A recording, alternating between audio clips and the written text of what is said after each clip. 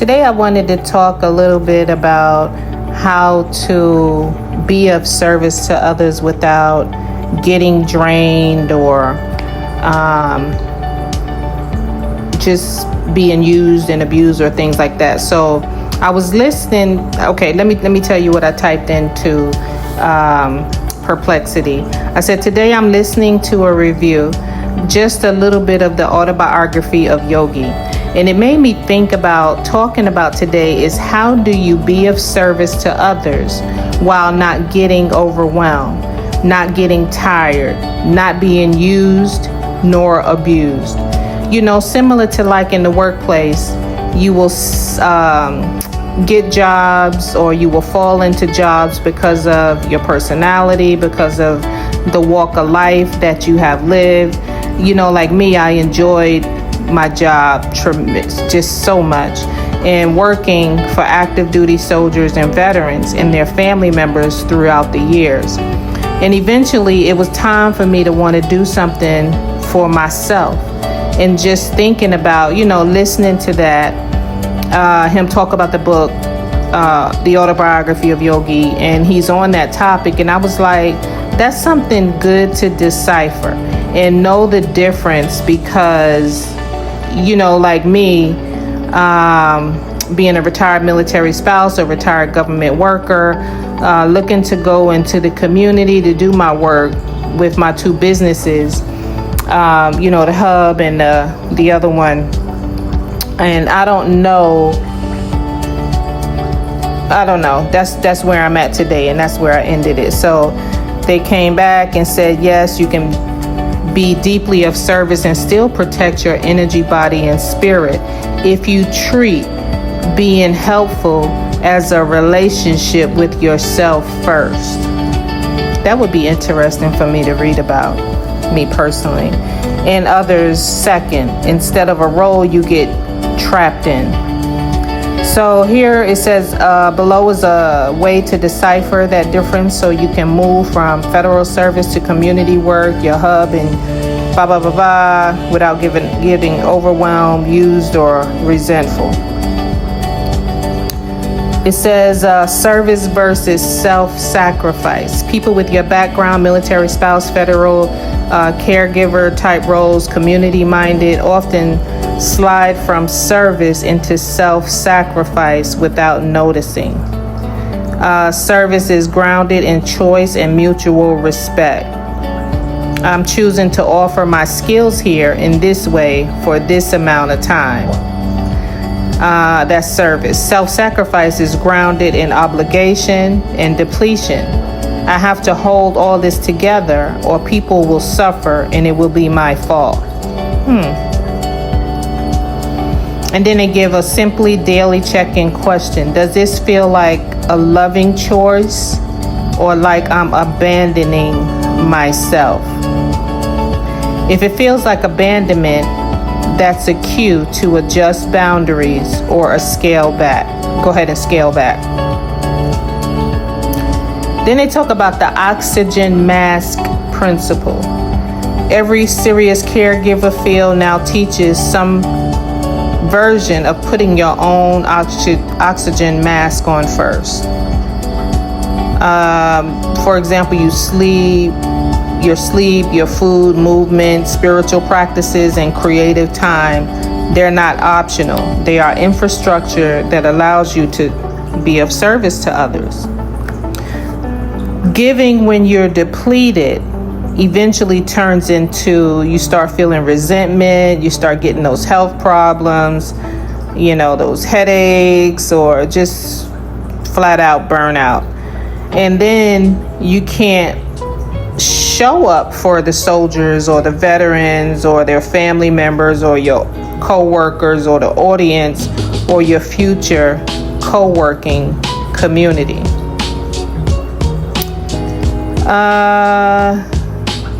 Then it talks about, you know, the business, blah, blah, blah, blah. Okay, boundaries, how not to be used.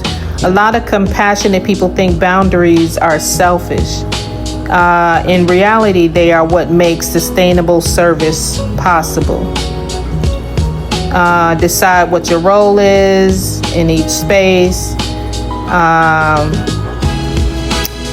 Within the business, it's like it might be like host or curator of the space. Not everyone's therapist, not everyone's business coach or crisis manager. Setting different time slots for boundaries, for being on for others, and protect the off time. Like if you need medical care, your medical appointments, your personal appointments, things like that.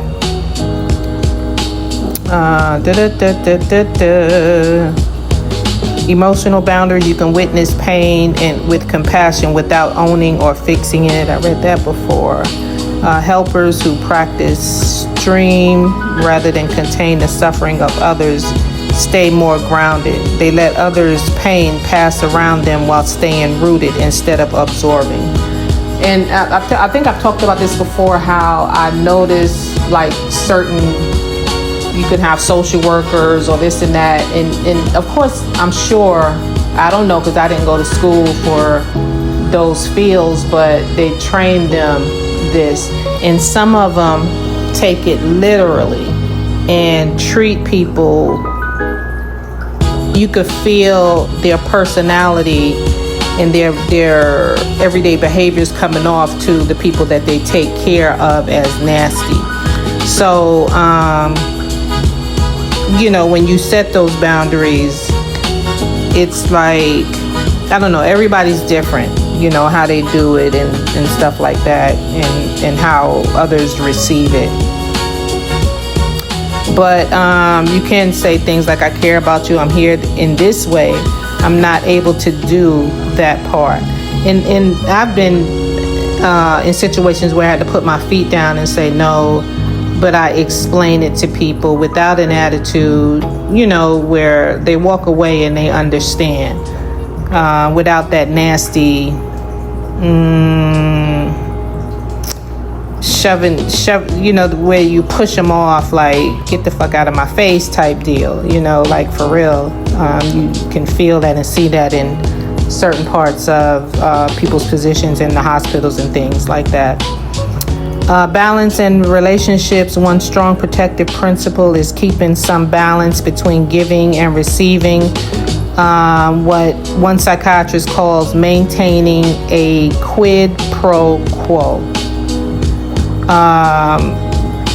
Like in work, the consistency of giving, emotional support, expertise, there should be some return.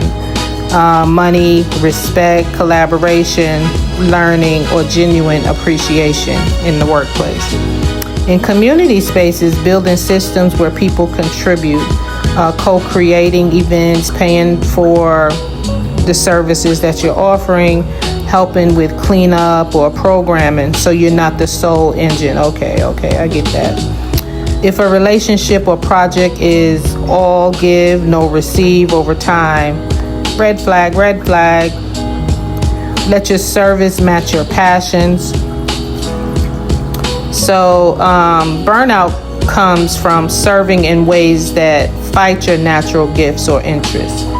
Sustainable service comes from aligning what you give with what lights you up. Everybody's different. Talk a little bit about me, naming the passions and the business and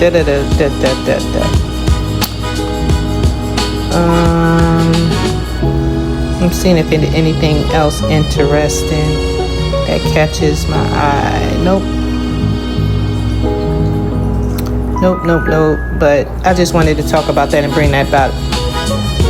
talk about that for a minute. I'm gonna go back to listening to this overview of the autobiography of Yogi.